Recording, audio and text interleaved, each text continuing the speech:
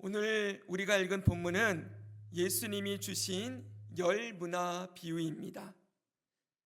이 열 문화 비유는 종종 마태복음 25장에 나오는 달란트 비유와 비교되기도 합니다.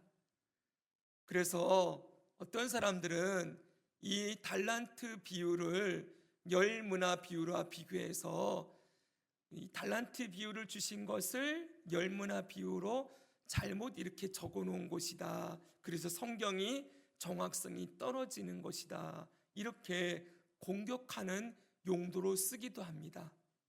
그러나 분명한 것은 이 둘은 절대 같은 비유가 아닙니다.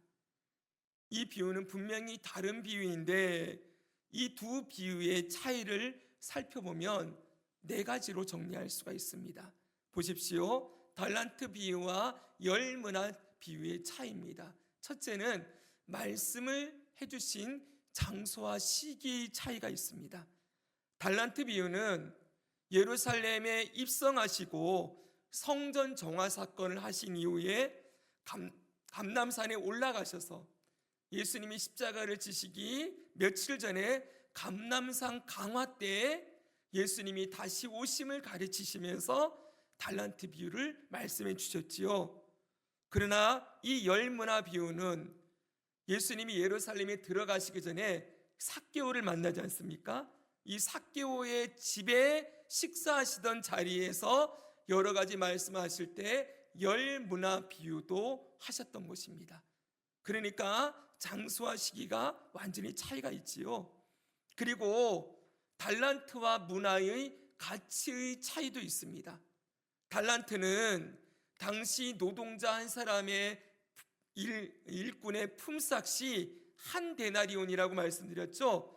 달란트는 6천 데나리온이라고 그랬어요. 그런데 여기 나오는 문화는 100 데나리온입니다. 그러니까 문화와 달란트는 이 액면 가치에 있어서 60배의 차이가 나는 아주 완전히 다른 화폐 단위를 말하고 있는 것이지요. 세 번째로는 재정을 분배하는 차이도 분명히 있습니다. 달란트 비유에서는 세 사람에게 5, 2, 1 이렇게 달란트를 분배해 주었지요. 근데 여기 열 문화 비유에서는 총 10사람의 종에게 동일하게 한 문화씩을 배분해 주는 것을 볼 수가 있습니다. 그러니까 배분의 차이도 있는 거예요. 그리고 마지막 정산의 차이도 있습니다. 달란트 비유에서는 5달란트, 2달란트 받은 자에게는 칭찬을 하고 주인의 참치에 참여하는 복을 주시고 1달란트 받은 사람에게는 책망과 저주를 하시고 그를 영원히 쫓아내어라 이렇게 하시는 것을 볼 수가 있죠. 그러나 이 문화 비유에서는 첫째 사람이 한 문화를 가지고 10문화를 남겼다고 하고 두 번째 사람은 한 문화로 5문화를 남겼다고 얘기합니다. 이들을 칭찬하시지요. 그러나 한 문화 받은 사람이 아무것도 하지 않았을 때 그가 가진 한 문화를 빼앗아서 10문화를 받은 사람에게 주라라고 말씀하시는 것으로 모든 결산이 맞춰집니다. 그러니까 여러분, 이 문화는 10사람에게 하나씩, 한 문화씩 10문화를 나눠줬다 그랬죠. 근데 앞에 3사람만 얘기가 나오고 나머지 7사람의 이야기는 등장하지 않는 것입니다. 이렇게 볼 때 똑같은 이야기를 다르게 적은 게 아니고, 그렇죠? 분명히 이 비유는 두 비유가 분명한 차이가 있다는 것을 알 수가 있지요. 그럼 여러분, 예수님께서 이 두 비유를 통해서 가르치시고자 하시는 주제는 무엇입니까? 우리는 이미 달란트 비유를 살펴보았습니다. 달란트 비유는 예수님의 다시 오심, 예수님의 재림을 어떻게 준비하며 살아갈 것인가 이것을 알려주시는 것이었어요. 그래서 여러분, 달란트 비유 전에 무슨 비유가 있었습니까? 열처녀 비유가 있었지요.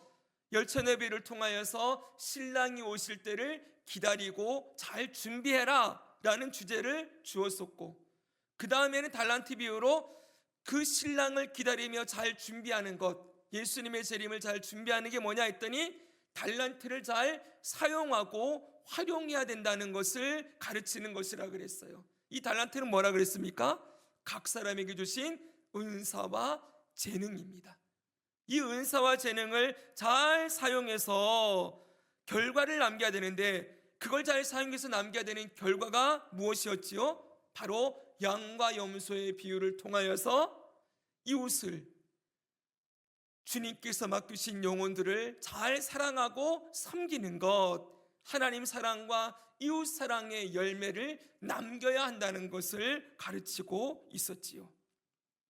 자, 바로 이것이 달란트 비유의 핵심입니다. 다시 말씀드리면, 간단하게 정리하면 주님이 오실 때를 기다리며 살아야 되는 성도는 어떻게 살아야 되는지를 가르치고 있는 것이죠. 특별히 은사와 재능을 어떻게 사용해야 할 것인가, 이것이었습니다. 그러면 이 문화 비유는 무엇을 가르치는 것일까요? 분명히 차이가 있겠지요. 이 문화의 비유는, 먼저 결론을 말씀드리면, 사명을 어떻게 감당하며 살 것인가, 이것입니다. 달란트는 뭐라고요? 은사와 재능을 어떻게 사용하며 살아야 되는가, 이것이고요. 문화 비유는 뭐라고요? 주님이 주신 사명을 감당하며 살아야 한다라는 것을 가르쳐 주는 거라고요. 이 사명이라는 말을 꼭 기억하시고 이 문화 비유를 보셔야 합니다. 그래서 여러분, 먼저 우리가 알아야 될 것은 지금 예수님이 이 문화 비유를 주시는 상황을 알아야 됩니다. 이때가 언제라고 했습니까? 지금 이때는 바로 삭개오의 집에 있을 때라고 말씀을 드렸지요. 이제 보십시오, 여러분. 예수님은 이 삭개오의 집이 어디에 있었습니까? 여리고에 있지요. 여리고의 삭개오의 집에 머물렀다가 이제 어디로 가시는 겁니까? 예루살렘 성에 입성을 하시기 직전이에요. 자, 바로 이 상황에서 예수님이 예루살렘에 들어가시고 그 다음에 뭐가 일어납니까? 어떤 사건이 오지요? 십자가의 죽음과 부활이 그 다음에 바로 이어지지 않습니까? 예수님이 지금 예루살렘으로 가려는 목적은 뭐예요? 그 목적은 바로 십자가의 죽음과 부활을 위한 것이었습니다. 근데 이 당시 제자들은 예수님께서 지금 예루살렘에 가신다고 하니까 제자들 사이에서는 어떤 일이 있었는지 혹시 기억하십니까? 예수님이 예루살렘 간다고 하니까 제자들 중에 싸움이 일어났지요. 어떤 싸움이 있습니까?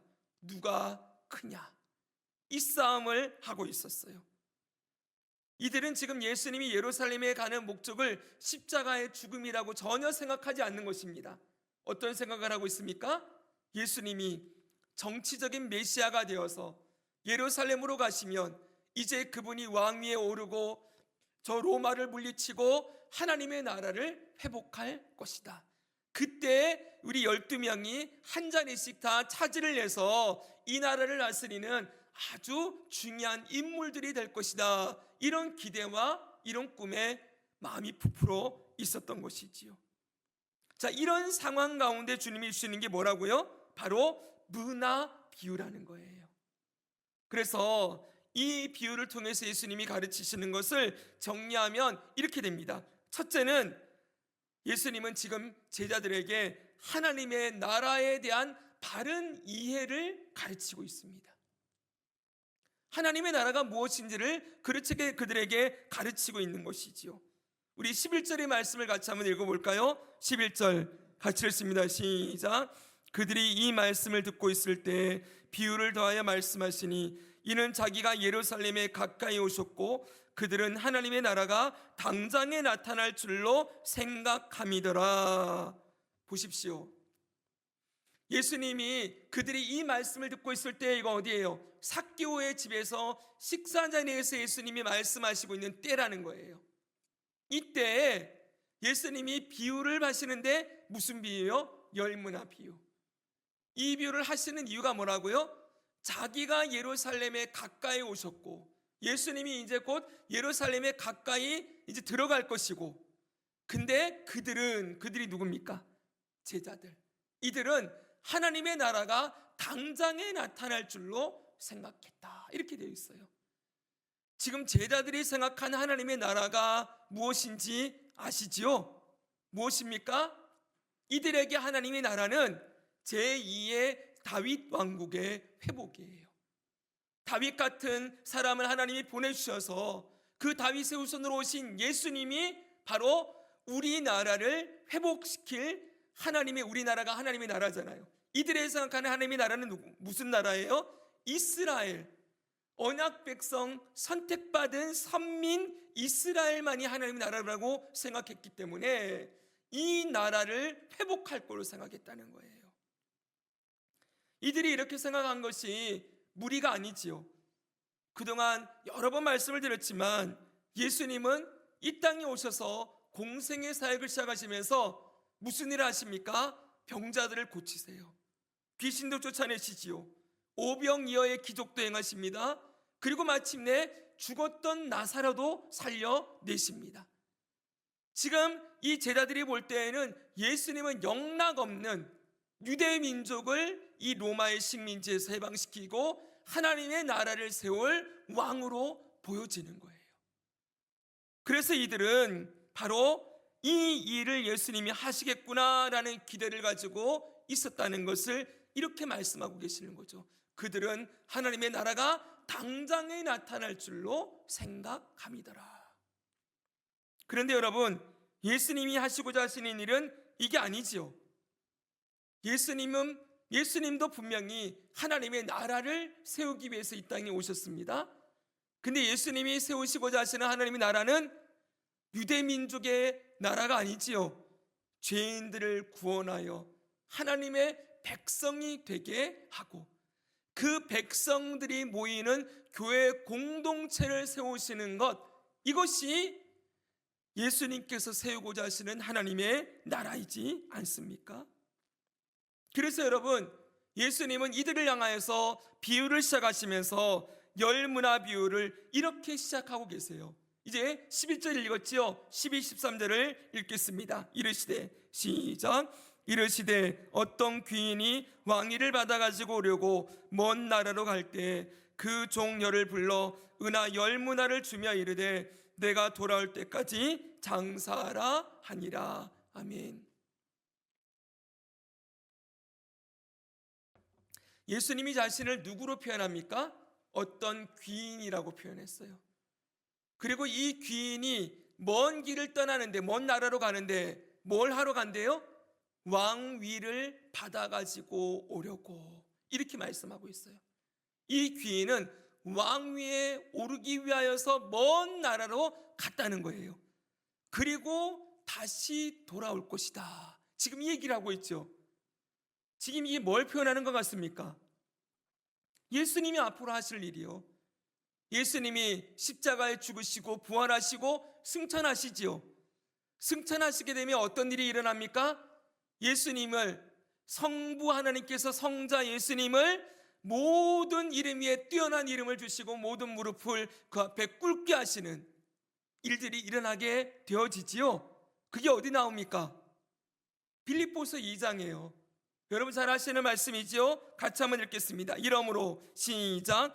이러므로 하나님이 그를 지극히 높여 모든 이름 위에 뛰어난 이름을 주사 하늘에 있는 자들과 땅에 있는 자들과 땅 아래에 있는 자들로 모든 무릎을 예수의 이름에 꿇게 하시고 모든 입으로 예수 그리스도를 주라 시인하여 하나님 아버지께 영광을 돌리게 하셨느니라. 아멘.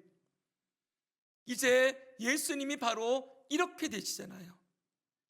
이제 이 땅에서 십자가와 부활의 사명을 다 감당하신 예수님을 성부께서 하늘로 올리시고 하나님 보좌 안에 우편에 앉으셔서 이 땅의 모든 무릎을 그 앞에 꿇게 하는 진정한 왕권을 가진 통치자로 예수님이 서게 되시지 않습니까? 그리고 예수님이 다시 누구로 오시는 거예요? 왕으로 이 땅에 다시 오시지요. 바로 이런 일을 예수님이 앞으로 하게 될 것이라는 것을 지금 이 열문화 비유를 통하여 말씀해 주고 있는 것입니다. 사랑하는 여러분, 지금 예수님이 세우고자 하시는 나라는 바로 이런 나라인 것이지요. 유대 민족의 독립이 하나님의 나라가 아니라 예수님이 왕위에 오르심으로 이루어지는 나라가 하나님의 나라라는 것입니다. 예수님의 이름을 믿는 모든 자들을 예수 이름의 권세로 구원하시고 살리셔서 하나님 나라 백성으로 만드시는 일을 하시기 위하여서 예수님이 이 땅에 오셨고, 그리고 예수님이 바로 그 나라를 세우시기 위해서 지금 이 사역을 하고 있음을 막 가르쳐주고 있는 것이지요. 사랑하는 여러분, 이 예수님이 시작하신 하나님의 나라가 지금도 이루어지고 있는 줄 믿습니다. 그리고 여러분, 이 하나님의 나라는 완성되는 시점이 있을 거예요. 아직은 여러분, 이 하나님의 나라가 완성되지 않았다라고 얘기를 해요. 왜 그렇습니까? 뭐가 부족해서 하나님 나라가 완성되지 않았습니까? 아직 구원받아야 될 영혼들이 남겨져 있는 거예요. 하나님께서 택하신 백성들이 끝까지 마지막 남은 한 영혼, 모든 민족의 복음이 전파되어지고 그제야 끝이 오리라고 말씀하셨죠. 모든 민족에게 복음이 전파되어 끝까지 하나님이 선택하신 백성들이 다 구원받으면 그게 뭐예요? 하나님의 나라의 완성이지요. 그리고 예수님이 이 땅에 오시는 거예요.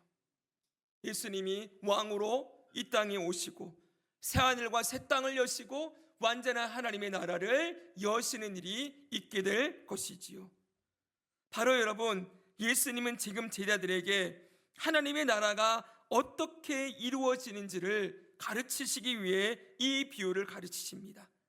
이제 예수님은 여기 나오는 이 귀인이 왕위를 받으러 먼 나라로 떠나시는 것처럼 그들을 떠나가실 거예요. 그러나 그분은 반드시 하나님 보좌 우편의 왕으로 계시면서 이 땅에 뭘 하십니까? 성령을 보내시고, 그리고 성령을 통하여서 죄인들이 거듭나게 하시고 하나님의 나라의 교회가 세워지는 일들을 계속 하시다가 마지막 때에 예수님이 다시 왕으로 오실 것임을 가르치는 비유로 열문화 비유를 가르치신다는 것입니다. 자, 핵심을 아시겠습니까? 열문화 비유는 하나님의 나라를 가르치시기 위함이다. 이것이 첫 번째 주제예요. 두 번째는, 이 열문화 비유는 예수님은, 두 번째 보여주세요, 자기의 종들에게 문화를 맡기시는 분이라는 것을 가르쳐 주십니다. 여기 나오는 이 문화는 뭐라고 말씀드렸습니까? 서두에 문화가 뭐라고요? 사명이라고요. 이 문화는 달란트와는 분명히 차이가 있습니다. 달란트는 5달란트, 2달란트, 1달란트, 분명하게 차등이 있죠, 그렇죠? 이것은 뭐예요? 하나님이 주시는 은사와 재능은 차이가 있다는 것을 말씀해 주고 있는 거예요. 각자 모든 성도에게 주어진 은사는 각각 달라요. 그리고 재능도 능력도 차이가 있습니다. 그런데 이 문화는 10개의 문화를 10명의 종들에게 하나씩 나눠줬다고 했어요. 이건 차이가 있습니까? 없습니까? 없어요. 이건 뭐라는 거예요? 모든 종들에게 동일한 사명이 주어졌다는 것을 가르치고 있는 것이지요. 자, 지금 보십시오. 제자들은 지금 예수님이 예루살렘에 올라가시기 전에 뭐 하고 있었다고 했습니까? 서로 싸우고 있다고 했지요. 누가 높은 자리에 올라갈까? 이거는 지금 뭘 가지고 싸우고 있는 거예요? 각각의 능력의 차이, 재능의 차이를 서로 비교하고 평가하면서 내가 저 사람보다 이건 더 나은데, 서로 여러분 자기의 능력들을 평가하고 서로 비교하면서 누가 높네 누가 낮네 이러고 있었지 않습니까? 그래요 여러분, 분명한 것은 은사와 재능에는 분명한 차이가 있습니다. 그러나 문화 비유를 통해서는 제자들에게 모두 동일한 사명을 주셨음을 가르치는 것이죠. 여러분, 은사와 재능이 어떻게 차이가 있습니까? 예수님이 베드로에게 했던 이야기를 보면 알 수가 있습니다. 이 베드로가 예수님 3번 부인하고 갈릴리 바닷가로 도망갔을 때 부활하신 예수님이 찾아가셔서 식사를 차려주시고 네가 나를 사랑하느냐 물어보셨죠. 그렇죠? 그리고 너는 나의 양을 치라, 양을 먹이라 라는 말씀을 주셨습니다. 그 다음에 베드로가 예수님에게 묻는 장면이 요한복음 21장에 보면 이렇게 나와 있어요. 보십시오. 베드로가 돌이켜 예수께서 사랑하시는 그 제자가 따르는 것을 보니 그는 만찬석에서 예수의 품에 의지하여 주님을 파는 자가 누구오니까 묻던 자들아, 이 사람이 누굽니까? 사도 요한이요. 이렇게 예수님께 물었어요.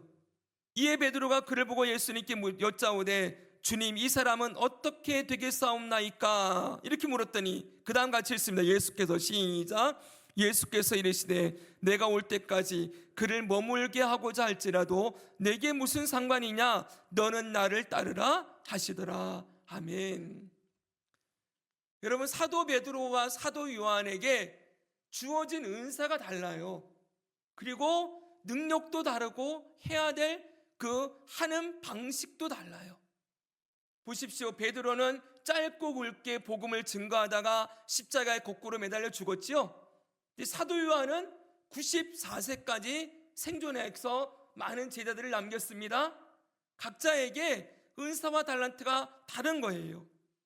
그런데 여러분, 베드로와 요한에게 주어진 사명은 똑같습니다. 이 두 사람에게 주어진 사명이 무엇입니까? 이 두 사람뿐만 아니라 모든 제자들에게 동일한 사명이 주어졌죠. 이 사명은 무슨 사명이에요? 네, 가서 내 증인이 되라는 것이죠. 마태복음 28장 18절에서 20절, 지상 대명령이 모든 제자에게 동일하게 주어지지 않았습니까? 같이 한번 읽겠습니다. 시작. 예수께서 나와 말씀하여 이르시되 하늘과 땅의 모든 권세를 내게 주셨으니 그러므로 너희는 가서 모든 민족을 제자로 삼아 아버지와 아들과 성령의 이름으로 세례를 베풀고 내가 너희에게 분부한 모든 것을 가르쳐 지키게 하라. 볼지어다 내가 세상 끝날까지 너희와 항상 함께 있으리라 하시니라. 아멘. 자, 이거는 모든 제자에게 동일하게 주어진 사명입니다. 이거를 간단하게 말하면 마태복음 6장 33절에 뭐라고 말씀합니까? 너희는 있습니다. 그런즉 시작. 그런즉 너희는 먼저 그의 나라와 그의 의를 구하라. 그리하면 이 모든 것을 너희에게 더하시리라. 아멘. 하나님의 나라를 세우라는 거지요. 이제 나아가서 지금 유대민족의 독립을 위해서 일하는 사람들이 아니라 가서 예수의 복음을 증거해서 그들을 제자로 삼아서 세례를 베풀고 그리고 그들이 하나님 나라 백성이 되어서 이 땅에 교회 공동체를 세워가고 하나님의 이름을 증거하고 예수의 왕되심을 전하는 하나님의 나라를 세우는 자들로 살아가는 사명을 모든 제자들 그리고 이 땅에 존재하는 모든 성도들에게 동일하게 주셨다는 것입니다. 사랑하는 여러분, 바로 이 열 문화 비유는 다시 말씀드립니다. 10명의 종들에게 한 문화씩 동일하게 줬다 그랬어요. 이 사명에는 차이가 있습니까? 없습니까? 없습니다. 이 말은 무슨 말입니까? 누구는 이 사명을 감당해도 되고 누구는 안 해도 되고 누구는 꼭 해야 되고 누구는 안 해도 되고 이렇게 차별과 차이를 둘 수 없는 거라는 거예요. 누구나 예수 그리스도의 종이 된 자들, 하나님 나라의 백성이 된 자들, 그들은 예수님이 우리의 주인이 되시고 우리는 그분의 종이 되어서 우리에게 맡겨주신 이 한 문화, 하나님의 나라를 세우고 예수의 복음을 증가하는 사명을 모두 동일하게 감당하며 살아야 한다는 것을 가르치고 있는 것입니다. 사랑하는 여러분, 이 사명이 오늘 여러분에게도 마음 중심에 깊이 새겨져 있습니까? 오늘 우리가 이 땅을 살아가야 되는 목적에 대해서 다시 한번 분명하게 여러분들 다시 말씀 안에서 삶의 목적을 새롭게 정립하기를 소망합니다. 우리는 무슨 일을 하든지 다 하나님의 영광을 위하여 하라. 그리고 그런즉 너희는 먼저 그의 나라와 그의 의를 구하여라. 하나님의 나라를 세우고 하나님의 하나님의 뜻을 따라 살아야 한다는 것을 모든 성도에게 동일하게 주셨어요. 그러니 오늘 우리는 어떻게 주님 앞에 서야 합니까? 오늘도 우리가 무엇을 하든지 그 자리에서 우리의 왕이신 예수님이 높임을 받으시고 그 예수님의 생명이 우리를 통해서 흘러나가고 나누어지는 복음의 통로로, 그리고 하나님의 나라를 세우는 도구로 살아가야 한다는 것을 우리도 잊지 않고 이 사명을 따라 살아가는 저와 여러분 되기를 주님의 이름으로 축복합니다. 마지막으로 여러분, 이 열무나 비유는 예수님은 반드시 이 맡기신 사명에 대해서 결산을 하시는 분이시다라는 걸 가르치고 있어요.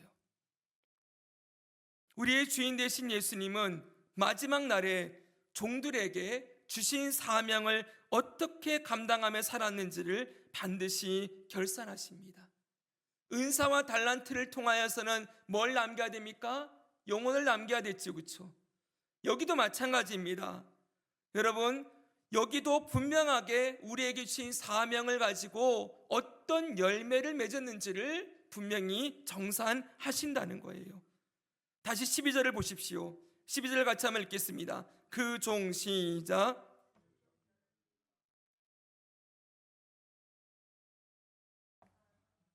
아멘.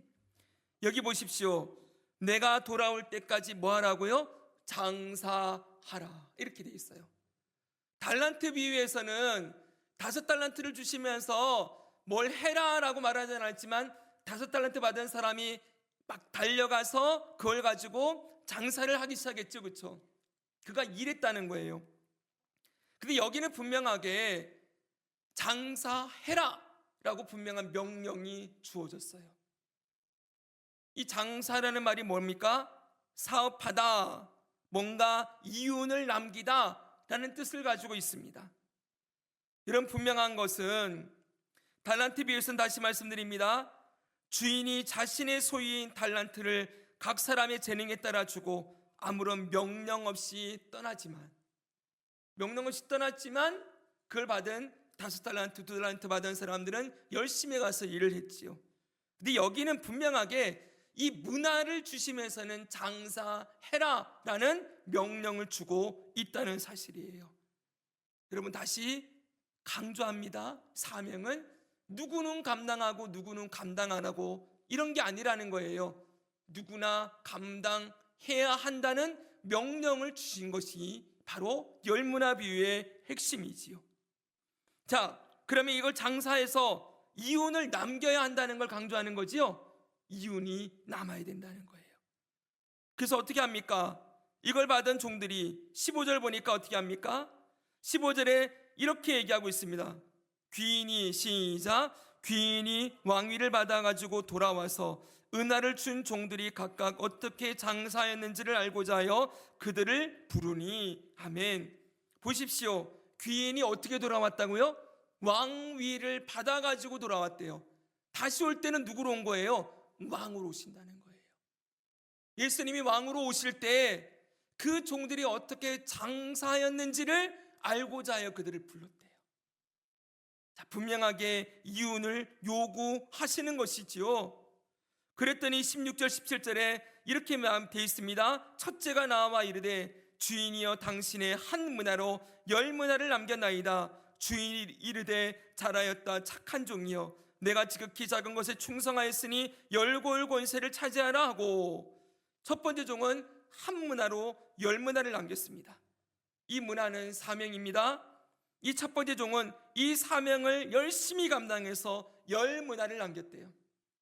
10문화가 뭘까요? 굳이 설명하자면 10명의 영혼이 될 수도 있겠죠, 그렇죠? 그러나 양쪽으로 이렇게 10이라는 것보다 10이라는 숫자는 완전수이거든요. 그가 그 사명을 감당하는 일에 자신의 삶을 온전히 드렸다는 걸 보여주고 있어요. 그 사명의 열매가 거두어졌다는 것이지요. 그리고 그 하나님의 나라가 그를 통하여서 분명히 아름답게 세워졌음을 이렇게 표현하고 있는 거겠지요. 그리고 여러분, 5 문화는 한 종은, 두 번째 종은 5 문화를 남겼다고 했습니다. 그들에게 뭘 줍니까? 10 문화 남긴 자에게는 10골 권세를 다스리는 권세를 줬고요, 5 문화를 남긴 종에게는 5골을 남기는 권세를 5골을 다스리는 권세를 주셨습니다. 여러분, 지금 주님이 주시는 이 열매가 무엇입니까? 상이 무엇입니까? 골을 다스리는 권세라는 거예요. 그런데 안타깝게도 이걸 기억하십시오. 뭘 주셨다고요? 골을 다스리는 권세, 이걸 주셨어요, 상으로요. 근데 한 문화 남긴 사람은 어떻게 합니까? 아무것도 남기지 못했을 때 그 한 문화를 빼앗아서 10 문화 있는 자에게 주라라고 말씀하시는 것으로 이 문화 비유가 끝이 나게 되어집니다. 여러분 보십시오. 주님이 지금 이들에게 주고자 하는 그 상이 뭐라고요? 10골, 5골을 다스리는 권세라 그랬어요. 이게 뭔지 아십니까? 바로 예수님이 다시 이 땅에 오실 때 하실 일이에요. 예수님이 오시면 어떤 일이 벌어집니까? 요한계시록 보겠습니다. 요한계시록 보니까 그들이 같이 한번 읽겠습니다. 시작. 그들이 하나님과 그리스도의 제사장이 되어 1000년 동안 그리스도와 더불어 왕노릇하리라. 22장 5절입니다. 시작. 그들이 세세토록 왕노릇하리로다. 아멘. 사랑하는 여러분, 잘 들으십시오. 주인이 그 종들에게 장사를 시킨 이유는 주인의 재산을 늘리기 위함이 아니었어요. 오히려 종들을 위한 것이었지요. 주인이 왕으로 이 땅에 올 때, 잘 보세요. 왕으로 오면은 이 왕의 권한을 위임받아서 각 지역을 다스릴 충성된 신하들이 필요한 거예요. 그래서 이 충성된 신하들을 찾기 위하여서 한 문화씩을 주었다는 것이지요. 마지막 날 때에도 마찬가지입니다. 예수님이 이 땅에 오실 때 새하늘과 새 땅이 이루어지고 완전한 하나님의 나라가 이루어질 텐데, 그때 그 주인의 사명에 충성되이 사명을 감당한 자들은 주님의 왕노릇, 주님의 왕되심에 함께 동참하는, 그래서 왕노릇이라 그랬어요. 왕은 아니지만 왕의 통치권과 왕의 그 권능을 가지고 고를 다스리는 이 일을 하게 될 것이라고 말씀하고 있는 거죠. 바로 이 일을 맡을 사람들, 그들을 세우시기 위함이라는 것입니다. 사랑하는 여러분, 여기에 많은 의미가 남겨져 있지만 마지막 날에 이루어질 새하늘과 새 땅은 절대로 영적인 나라만이 아니에요. 육신도 분명히 가지고 있습니다. 물질적인 세계일 것입니다. 신령한 몸으로 변화된 몸을 가지고 분명한 물질 세계를 살아갈 때 어떤 이는 분명하게 이 문화 비유에서 말씀하는 것처럼 10골을 다스리는 권세, 어떤 이는 5골을 다스리는 권세, 왕 대신 예수님의 왕권에 얼마만큼 참여하고 그 권한을 부여받아서 그 주님의 나라를 다스리는 일을 하느냐, 이것에 있어서는 분명한 차이가 있다는 거예요. 여러분, 이건 분명한 성경이 가르치는 사실이에요. 주님이 오실 때 충성된 종에게는 뭐가 있어요? 상이 있고, 게으르고 나태한 종에게는 분명하게 벌이 있습니다. 그래야 되는 게 맞지 않습니까? 그게 공평한 거죠. 이 땅을 살아있을 때 주님의 나라를 위해 사명을 끝까지 감당한 자는 주님의 나라에서 당연하게 상을 받고 그만큼의 보상이 있어야 그게 공평한 거 아닙니까? 우리는 잊지 말아야 됩니다. 하나님의 사랑에는 차별이 없어요.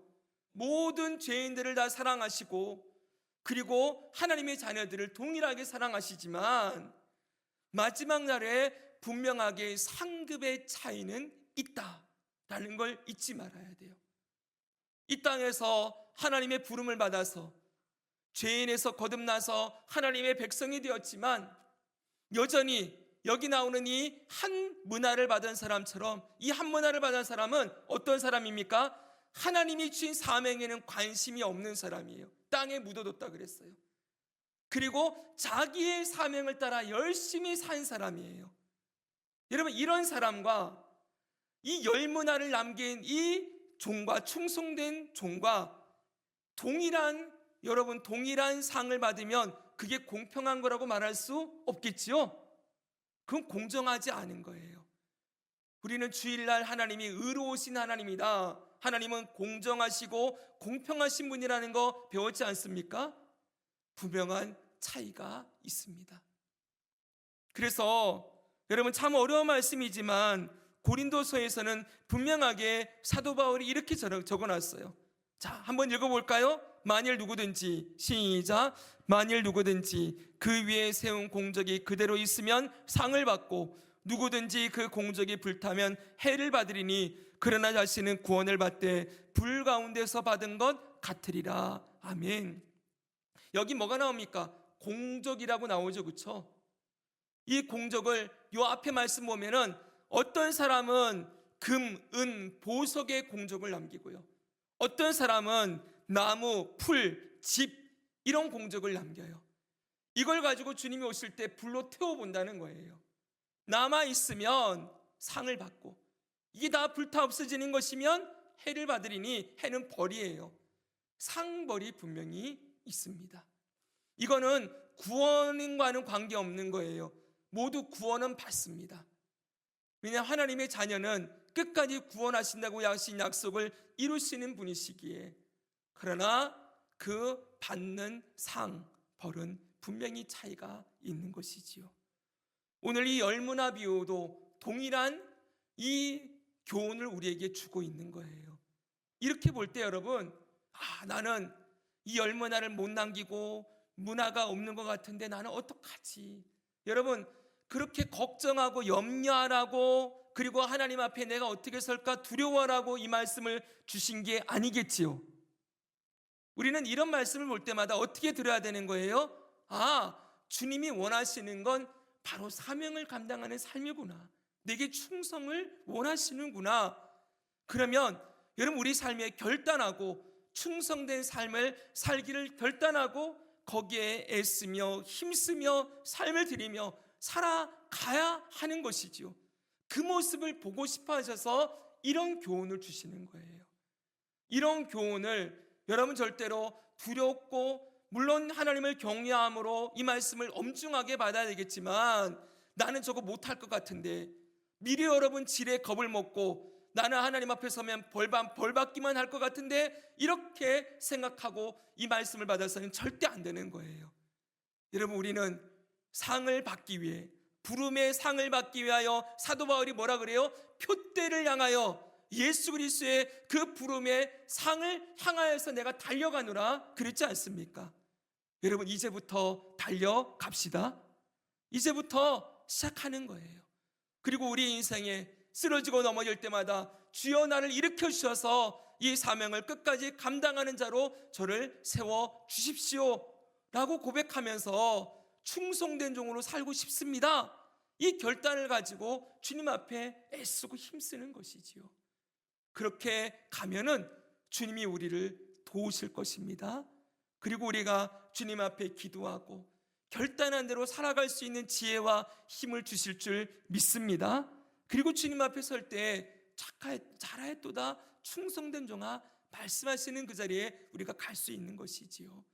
이런 말씀은 우리를 다시 사명의 사람으로 일깨우기 위하여서 우리에게 주신 중요한 교훈이라는 것을 기억하고, 오늘 우리에게 주어진 사명, 여러분, 이 사명은 누구나 동일합니다.